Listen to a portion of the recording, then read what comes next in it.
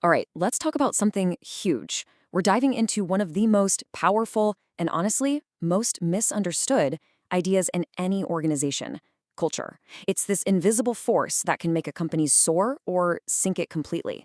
So today, we're going to figure out what it really is and how you can build a great one. Okay, let's get into it. So I want you to think about this for a second.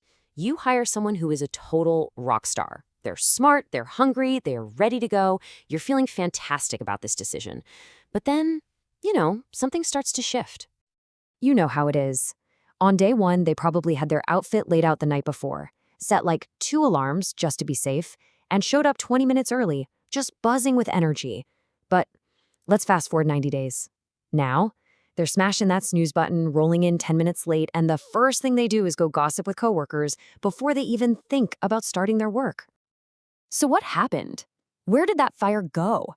What was it that caused this slow fade from superstar to just kind of phoning it in? It wasn't one big thing, was it? No, it was something way more subtle.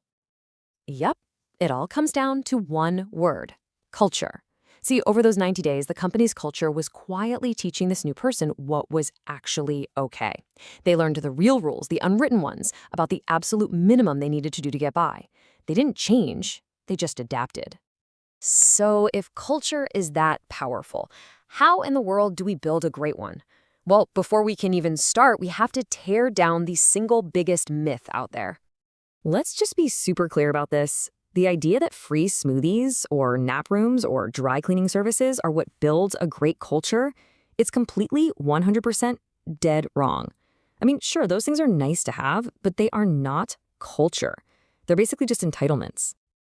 And this right here is such a critical distinction. See, perks are things you get, right? They're stuff like free food. Culture, on the other hand, is all about how you act. It's defined by things like accountability, trust, and maybe most importantly, how we deal with conflict when things get tough. And this analogy just hits the nail on the head. Think about it. Pumping more money into a bad marriage might make it a little more bearable for a while, but it's not going to fix the deep underlying problems. It's the exact same thing with perks. They might make a toxic workplace feel okay for a minute, but they will never, ever fix it. So, okay, if culture isn't about the free snacks and the beanbag chairs, then what is it? Let's get a really clear, really usable definition.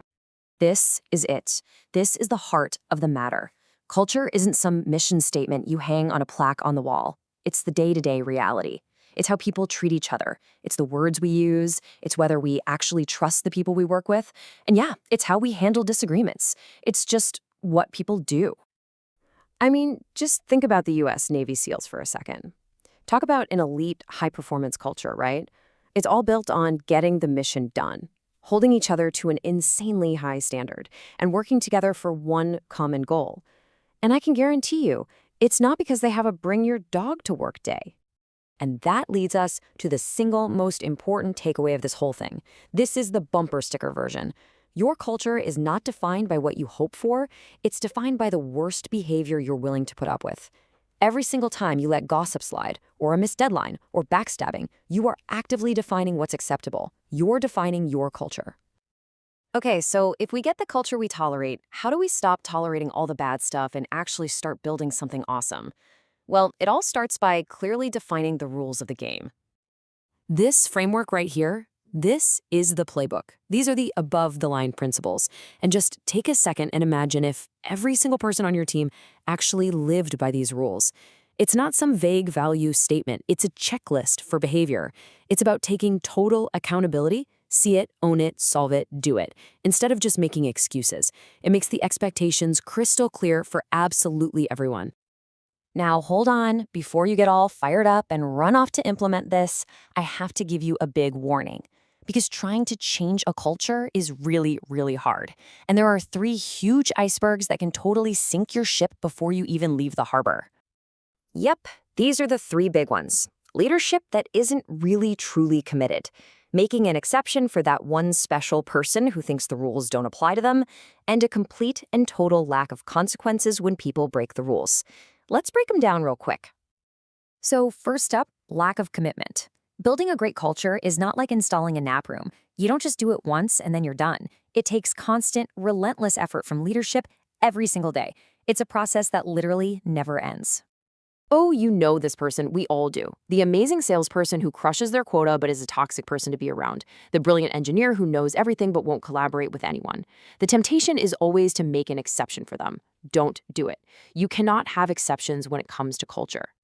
And this quote right here leads us straight to that third, and honestly, maybe the most fatal iceberg. Because if you set up all these above-the-line principles but you don't enforce them, well, they're not rules anymore, are they?